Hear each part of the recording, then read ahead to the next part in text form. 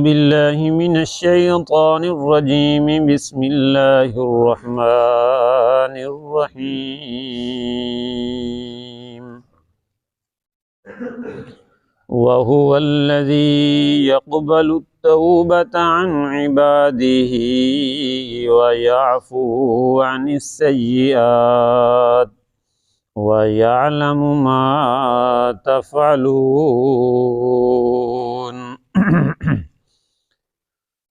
اور اللہ پاک ایسا رحیم ہے جو قبول کرتا ہے توبہ کو اپنے بندوں سے اور معاف کر دیتا ہے غلطیوں کو، اور جانتا ہے جو کچھ تم کرتے ہو۔ اللہ تعالیٰ ایسے مہربان رب ہیں، دنیا کے اندر کوئی ایسا بڑا آدمی نہیں ہوگا، مہربان نہیں ہوگا کہ جس کی نافرمانی ہو جائے اور وہ اپنی نافرمانی کی تلافی کا طریقہ بھی بتلاتا ہو۔ یہ اللہ کریم ایسے کریم اور مہربان ہیں، فرمایا کہ اگر تم سے غلطی ہوگی ہے تو اس غلطی کو ختم کرنے کا، تلافی کا طریقہ بھی اللہ نے خود سکھلا دیا ہے، اور وہ طریقہ کیا ہے؟ توبہ۔ فرمایا نبی کریم صلی اللہ علیہ وسلم نے کہ آدمی اگر 100 سال کا بھی مجرم ہو، گناہ گار ہو، گناہ کرتے کرتے تھک گیا ہو، اب بھی اگر اللہ کے دروازے پر آ کر ایک دفعہ کہہ دے اللہ غلطی ہو گئی معاف کر دے، تو فرمایا اللہ پاک اس کے سارے گناہوں کو معاف کر دیتے ہیں، کہ ایسے اللہ اس کو پاک کر دیتے ہیں گویا آج ہی ماں کے پیٹ سے پیدا ہوا ہے۔ ہاں جی، اللہ پاک ایسے توبہ قبول کرنے والے رب ہیں۔ اور جب حضرت آدم علیہ السلام کو اللہ تعالیٰ نے زمین پر بھیجا تھا نا، اس وقت شیطان کو پہلے اللہ نے جنت سے نکالا تھا، تو شیطان نے قسم اٹھائی تھی کہ یا اللہ میں تیرے بندوں کو گمراہ کروں گا، فَبِعِزَّتِكَ لَأُغْوِيَنَّهُمْ أَجْمَعِينَ، مجھے تیری عزت کی قسم میں تیرے سارے بندوں کو گمراہ کروں گا۔ ایک جگہ پر آتا ہے، کہنے لگا کہ میں دائیں طرف سے بھی آ کر ان پر حملہ کروں گا، بائیں طرف سے بھی حملہ کروں گا، آگے سے بھی آ کر حملہ کروں گا، پیچھے سے آ کر بھی حملہ کروں گا، ہر طرف سے تیرے بندوں کے اوپر حملہ کروں گا اور ان کو گمراہ کروں گا۔ تو فرشتوں نے کہا کہ یا اللہ تیرے بندوں کا پھر کیا بچے گا، ہر طرف سے تو شیطان آ کر ان پر حملہ کرے گا۔ اللہ پاک نے فرمایا شیطان جو ہے 2 سمتیں بھول گیا ہے، ایک اوپر والی سمت، ایک نیچے والی سمت۔ اوپر والی سمت شیطان بھول گیا ہے، میرا بندہ جتنا بھی گناہ کرے گا کر کر کے تھک جائے گا، لیکن اوپر کی طرف ہاتھ پھیلا کر جب مجھ سے معافی مانگے گا میں رب سارے اس کے گناہوں کو معاف کر دوں گا۔ اور جب میرا بندہ گناہ کر کر کے تھک جائے گا، ہاں جی اب اتنا گناہ کیے ہیں اس نے، اتنا گناہ کیے کہ سر سفید ہو گیا ہے، داڑھی سفید ہو گئی ہے، منہ میں دانت ایک نہیں رہا، اور جی گھٹنے کام نہیں کرتے، ہاتھ کانپتے ہیں، سر کانپ رہا ہے، اپنے بھی چھوڑ گئے ہیں، بیگانے تو پہلے سے بیگانے ہیں، ہاں جی گھر والے اب خیال نہیں کرتے، جیب بھی خالی ہو چکی ہے، ہر طرف سے پریشان ہے، اتنا گناہ کیے ہیں، اتنا میرے نافرمانے کیے ہیں کہ یہ حالت اس کی ہو چکی ہے، اب بھی اگر آ کر میرے دروازے پر نیچے کی طرف یعنی سجدہ کر لے، میرے دروازے پر جھک جائے، میں رب سارے اس کے گناہوں کو پھر بھی معاف کر دیتا ہوں۔ اللہ پاک نے فرمایا کہ شیطان تو جا، جتنا تو زور لگاتا ہے لگاتا رہے، جتنا تو محنت کرتا ہے کرتا رہے، تو ایک میرے بندے سے 70 سال 80 سال گناہ کروائے گا، لیکن میں بھی اپنے آدم کو ایک ایسا ہتھیار دے کر بھیج رہا ہوں، تو 70-80 سال محنت کرے گا، میرا آدم وہ ہتھیار ایک دفعہ استعمال کرے گا، میں رب ساری تیری محنت پر پانی پھیر دوں گا۔ اور وہ ہتھیار کیا ہے؟ توبہ، توبہ والا ہتھیار ہے۔ اللہ اکبر کبیرہ، جتنا بھی گناہ ہو جائیں، ایک مسجد کے اندر لکھا ہوا تھا کہ اگر تم گناہ کر کر کے تھک گئے ہو، اندر آ جاؤ، اللہ کی رحمت تمہارے انتظار میں نہیں تھکی، اللہ کی رحمت تمہاری انتظار میں نہیں تھکی۔ قرآن پاک میں اللہ پاک نے ایک جگہ پر فرمایا قُلْ يَا عِبَادِيَ الَّذِينَ أَسْرَفُوا عَلَىٰ أَنفُسِهِمْ لَا تَقْنَطُوا مِن رَحْمَتِ اللَّهِ میرے بندے جنہوں نے اپنے آپ پر زیادتیاں کر لی ہیں، میرے محبوب آپ ان کو کہہ دو اللہ کی رحمت سے نا امید نہ ہو، اللہ بڑا رحیم ہے، بڑا مہربان ہے، تم پھر بھی اس کے دروازے پر آ جاؤ، رب تمہارے گناہوں کو معاف کر دے گا۔ کیسا کریم ہے، رات کا پچھلا وقت آتا ہے، اللہ کی رحمت آ کر اعلان کرتی ہے کوئی ہے مجھ سے معافی مانگنے والا، میں رب اس کے گناہوں کو معاف کروں، ہے کوئی مجھ سے توبہ کرنے والا، میں اس کی ہے کوئی مجھ سے روزی مانگنے والا، در در پہ دھکے کھانے والا، میں اس کی جھولیاں رحمت سے بھر دوں۔ ہاں جی، اللہ کی رحمت خود اعلان کر رہی ہے۔ دنیا کے اندر ماں باپ انسان سے سب سے زیادہ محبت کرتے ہیں، اور اللہ ایسا کریم ہے جو ماں باپ سے بھی زیادہ محبت کرنے والا ہے، ماں باپ سے بھی زیادہ پیار کرتا ہے۔ میاں ماں ناراض ہو جائے پھر بھی اس کے پاؤں پکڑنے پڑتے ہیں، اس سے معافی مانگنی پڑتی ہے، اس کا ہاں جی دروازہ کھٹکانا پڑتا ہے، جانا پڑتا ہے۔ اللہ ایسا کریم ہے، فرمایا کہ تم جہاں پر بھی بیٹھے ہو، ہاں جی ضروری نہیں ہے کہ مسجد میں آؤ تو توبہ قبول کروں گا ورنہ نہیں کروں گا، اور ضروری نہیں ہے تو میں آنکھوں سے آنسو نہیں آتے تو نہ آئیں، دل میں شرمسار ہو جائے تو میں رب پھر بھی گناہوں کو معاف کر دیتا ہوں۔ ہاں جی، اللہ پھر بھی گناہوں کو معاف کر دیتے ہیں، ایسا کریم اللہ ہے۔ وہ حضرت عمر رضی اللہ تعالیٰ عنہ کا دور حکومت تھا، تو ایک گلوکار تھا، بوڑھا ہو گیا، اب کئی دن ہو گئے کھانے پینے کی کوئی چیز نہیں تھی، بھوک لگی ہوئی ہے، مر رہا ہے، تڑپ رہا ہے۔ اس نے کہا کہ مر تو ویسے ہی رہا ہوں، چلو قبرستان میں جا کر بیٹھتا ہوں، وہاں مر جاؤں گا۔ جنت البقیع قبرستان میں جا کر بیٹھ جاتا ہے، اور حضرت عمر رضی اللہ تعالیٰ عنہ مسجد نبوی میں سوئے ہوئے ہیں، وہاں پر بیٹھا ہوا ہے اور رو بھی رہا ہے اور کہہ رہا ہے کہ یا اللہ، اے اللہ، پہلے میری آواز بھی اچھی تھی، لوگ مجھے محفلوں کے لیے بلاتے تھے اور روزگار چلا رہتا تھا، کریم اللہ بوڑھا ہو چکا ہوں، منہ میں دانت ایک نہیں ہے، اب آواز ختم ہو گئی ہے، مجھے تو کوئی بلاتا ہی نہیں ہے، میں کئی دن سے بھوکا بیٹھا ہوں، اے اللہ میں بوڑھا ہو گیا ہوں، مجھ بوڑھے کے اوپر تو مہربانی کر دے۔ ہاں جی، تو بس یہ بات کہنی تھی۔ اللہ پاک نے خواب کے ذریعے سے حضرت عمر رضی اللہ تعالیٰ عنہ کے دل میں الہام کیا اور فرمایا اٹھو، جاؤ جنت البقیع میں میرا ایک نیک بندہ بیٹھا ہوا ہے، جاؤ اس کے کھانے کا انتظام کرو۔ حضرت عمر رضی اللہ تعالیٰ عنہ جلدی جلدی اٹھے، کھانے کا انتظام کیا، اور گئے جو صحیح نا جنت البقیع قبرستان میں۔ وہ بوڑھا دیکھا اس نے حضرت عمر کو، ڈر کر بھاگنے لگ گیا کہ عمر آ گیا، اب تو میری خیر نہیں ہے، پتہ تو تھا نا گلوکار ہے۔ اور حضرت عمر رضی اللہ تعالیٰ عنہ بڑے سخت مزاج تھے، تو بھاگنے لگ گیا۔ حضرت عمر نے فرمایا کہاں بھاگ رہے ہو، ٹھہرو۔ وہ ایک بھی نہ سنے بھاگ رہا ہے، آپ نے فرمایا ٹھہرو تو صحیح، میں خود نہیں آیا ہوں، مجھے کسی نے بھیجا ہے۔ اس نے کہا کس نے بھیجا ہے؟ حضرت عمر رضی اللہ تعالیٰ عنہ نے فرمایا جس کو تو بلا رہا تھا اس رب نے مجھے بھیجا ہے۔ ہاں جی، اس نے کہا اچھا رب اتنا جلدی راضی ہو جاتا ہے؟ میں نے تو کہا پنچایت بلانی پڑے گی، منتیں ترلے کرنے پڑے گے، میں نے تو صرف ایک بات کہی، رب اتنا جلدی راضی ہو گیا ہے؟ ہاں بزرگو، رب اتنا جلدی راضی ہو جاتا ہے۔ نبی کریم صلی اللہ علیہ وسلم نے ایک دفعہ ایک صحابی آیا، کہنے لگا اللہ کے رسول غلطی ہو جاتی ہے، آپ نے فرمایا توبہ کر لو، کہتا ہے پھر غلطی ہو جاتی ہے، آپ نے فرمایا پھر توبہ کر لو، پھر غلطی ہو جاتی ہے، آپ نے فرمایا پھر توبہ کر لو، آپ پھر کہتا ہے اللہ کے رسول اللہ کتنا دفعہ معاف کرتا ہے؟ نبی پاک صلی اللہ علیہ وسلم نے فرمایا میرے بندے، اللہ پاک فرماتے ہیں میرے بندے تم گناہ کر کر کے تھک جاؤ گے، میں رب معاف کر کر کے نہیں تھکتا ہوں۔ جی ایسا مہربان رب ہے، ایسا کریم اللہ ہے۔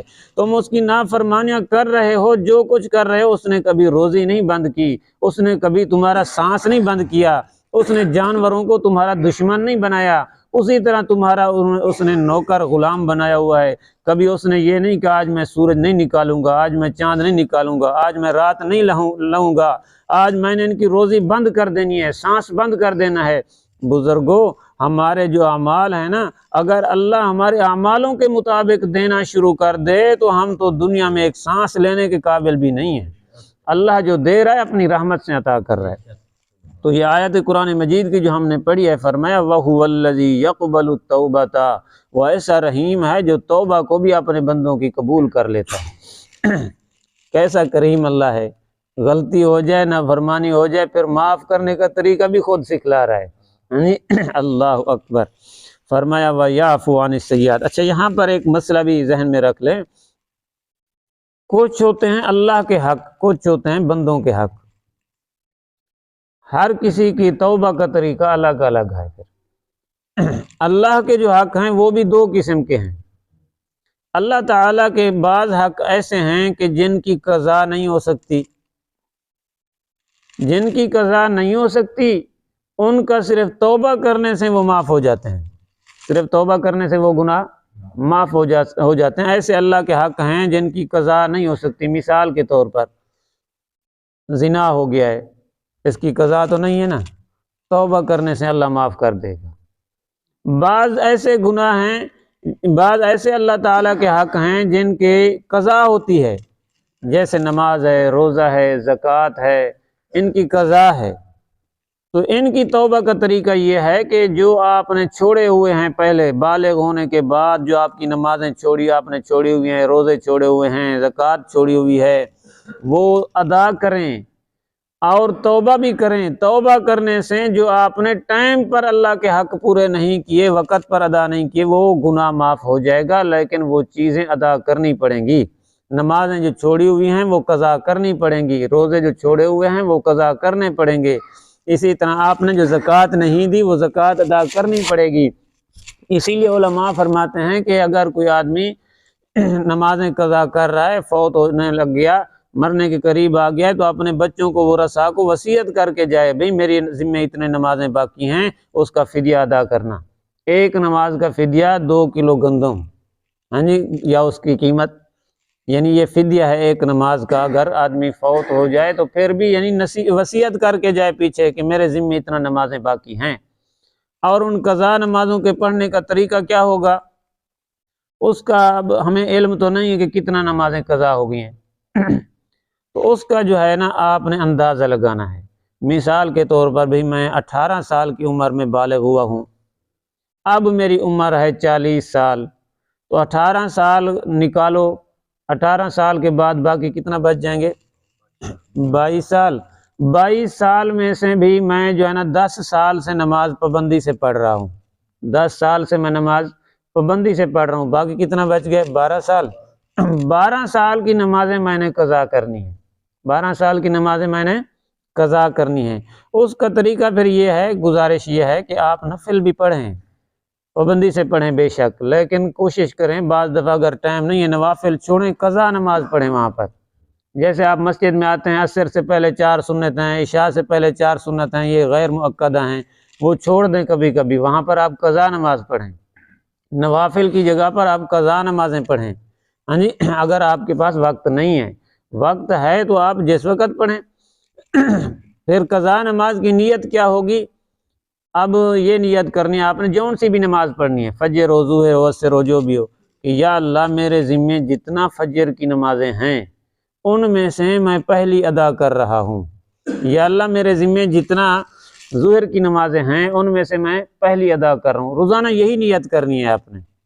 مثال کے طور پر 100 نمازیں فجر کی میرے ذمے ہیں، میں نیت کرتا ہوں یا اللہ میرے ذمے جتنا فجر کی نمازیں ہیں ان میں سے پہلی ادا کر رہا ہوں، تو ایک ختم ہو گئی، باقی 99 بچ گئی۔ پھر آپ نے یہی نیت کرنی ہے، جتنا ذمے میرے فجر کی نمازیں ہیں اے اللہ میں ان میں سے پہلی ادا کر رہا ہوں۔ ہر وقت یہی نیت کر کے آپ نے نمازیں پڑھنی ہیں۔ اور جو نمازیں سفر میں قضا ہوئی ہیں ان کو اسی طرح پڑھنا ہے، قصر کر کے، جو گھر میں قضا ہوئی ہیں ان کو اسی طرح پڑھنی ہے پوری۔ اور قضا کن چیزوں کی ہے، فرض اور عشاء والے وتر، ان کی قضا ہے، باقی سنت نفل کی قضا نہیں ہے، ان کے لیے توبہ استغفار کرتے رہیے۔ اور جن لوگوں کے نمازیں قضا ہوتی ہیں وہ 2 قسم کے آدمی ہوتے ہیں، ایک وہ ہوتے ہیں جن کو کہتے ہیں صاحب ترتیب، ایک ہوتے ہیں جن کو کہتے ہیں غیر صاحب ترتیب۔ صاحب ترتیب وہ ہے کہ جس کی پوری زندگی میں صرف 5 یا اس سے کم نمازیں قضا ہوئی ہیں، صرف 5 یا اس سے بھی کم نمازیں قضا ہوئی ہیں، اس کو کیا کہتے ہیں، صاحب ترتیب۔ صاحب ترتیب کا مطلب یہ ہے کہ اس نے نمازیں ترتیب سے پھر قضا کرنی ہیں، پہلے فجر، پھر ظہر، پھر عصر، پھر مغرب، پھر عشاء، اسی طرح ترتیب سے قضا کرنی ہے۔ اور علماء نے یہ بھی لکھا ہے کہ جو صاحب ترتیب ہے، جس کی زندگی میں 5 یا اس سے کم نمازیں قضا ہوئی ہیں، وہ کوشش کرے آگے ادا نماز کا جو ٹائم ہو گیا ہے وہ پہلے اپنی قضا کرے، بعد میں ادا نماز پڑھے۔ ادا نماز بعد میں پڑھے، پہلے قضا والی پڑھے، ترتیب سے پڑھے اور پڑھے بھی ترتیب سے، پہلے فجر، پھر ظہر، پھر عصر، پھر مغرب، پھر عشاء۔ جس کی 5 سے زیادہ نمازیں قضا ہو گئی ہیں اس کو کہتے ہیں غیر صاحب ترتیب۔ اور غیر صاحب جو ترتیب ہے اس کے لیے کوئی ترتیب نہیں ہے، چاہے پہلے ظہر کی پڑھ لے، بعد میں فجر کی پڑھ لے، پہلے عصر کی پڑھ لے، بعد میں ظہر کی پڑھ لے، جیسے بھی پڑھے، بہرحال اس نے عدد پورے کرنے ہیں، اپنی نمازیں مکمل کرنی ہیں، ترتیب اس کے اوپر کوئی فرض نہیں ہے۔ اور چاہے پہلے ادا پڑھے، بعد میں قضا پڑھے، جیسے بھی پڑھ لے، بس 3 اوقات میں کوئی بھی سجدے والی عبادت نہیں کرنی۔ اس کے علاوہ جب بھی چاہے قضا نماز پڑھ سکتا ہے، ایک تو جب سورج طلوع ہو رہا ہو، دوسرا جب سورج بالکل برابر میں آ جائے زوال کے وقت، اور تیسرا سورج کے غروب ہونے کے وقت۔ ان 3 اوقات میں قضا نماز نہیں پڑھ سکتا، باقی جب بھی دل چاہے قضا نماز پڑھ سکتا ہے۔ فجر کی نماز سے پہلے بھی پڑھ سکتا ہے، فجر کی نماز کے بعد بھی پڑھ سکتا ہے، عصر کے فوراً بعد بھی قضا نماز پڑھ سکتا ہے۔ نوافل کے لیے پابندی ہے کہ جب فجر کی اذان ہو جائے اس کے بعد نوافل پڑھنا جو ہے، یعنی صبح صادق کے بعد اور عصر کی نماز کے بعد مغرب تک، ان 2 اوقات میں نفل پڑھنا بھی منع ہے۔ ان 2 اوقات میں نفل نہیں پڑھ سکتا، قضا نمازیں پڑھ سکتا ہے۔ تو بہرحال اللہ پاک ہم سب کو عمل کی توفیق دے۔ اور یعنی یہ اللہ تعالیٰ کے ایسے حق ہیں جن کی قضا ہو سکتی ہے۔ ان کا توبہ کا طریقہ بھی یہی ہوگا کہ آپ وہ نمازیں بھی ادا کریں اور اللہ سے معافی بھی مانگتے رہیں۔ اور بعض ہیں اللہ کے بندوں کے حق۔ اللہ کے بندوں کے جو حق ہیں وہ اگر آپ بیٹھ کے مسجد میں نفل پڑھ کے صرف توبہ توبہ کرتے رہے، ایسے معاف نہیں ہوں گے۔ ان کی توبہ کا طریقہ الگ ہے۔ پھر ان کی توبہ کا طریقہ یہ ہے کہ جس کا آپ نے حق کھایا ہے وہ حق اس کو دیں، جس کی زمین پر قبضہ کیا ہوا ہے وہ زمین اس کو واپس کریں، جس کے ساتھ آپ نے زیادتی کی ہوئی ہے اسی کو راضی کریں، جس کا دل دکھایا ہوا ہے اس سے معافی مانگیں، پھر اللہ سے بھی توبہ کریں، پھر اللہ پاک معاف کر دے گا۔ یہ ہے اصل میں حقوق العباد، یعنی جو بندوں کے حق ہیں ان کی توبہ کا طریقہ یہ ہے۔ توبہ کے طریقے الگ الگ ہیں۔ اللہ پاک ہم سب کو عمل کی توفیق دے۔ ترجمہ دیکھ لیں، فرمایا وَهُوَ الَّذِي يَقْبَلُ التَّوْبَةَ عَنْ عِبَادِهِ، اور اللہ وہ ذات ہے جو قبول کرتا ہے توبہ اپنے بندوں کی، وَيَعْفُو عَنِ السَّيِّئَاتِ، اور معاف کر دیتا ہے گناہوں کو تمام۔ اللہ پاک ایک جگہ پر یوں بھی فرماتے ہیں، میرے بندے میں تو بہت ساری تمہاری غلطیاں بھی معاف کر دیتا ہوں، تھوڑی بہت کبھی کبھی سزا دیتا ہوں، اگر میں تمہارے سزائے گناہ معاف نہ کروں تو میں تو تمہیں زندہ بھی نہ چھوڑوں زمین پر۔ فرمایا کہ وَيَعْلَمُ مَا تَفْعَلُونَ، اور جانتا ہے اللہ پاک جو کچھ تم کر رہے ہو۔ اللہ تمہاری آنکھوں کے اشاروں کو بھی جانتا ہے، تمہارے دلوں کے رازوں کو بھی جانتا ہے۔ اللہ سب کچھ جانتے ہیں، اس کے مطابق ہی پھر اللہ پاک ہر کسی کو بدلہ عطا کرتے ہیں۔ دعا فرمائیں کہ اللہ پاک ہمیں توبہ کرنے کی توفیق نصیب فرمائیں اور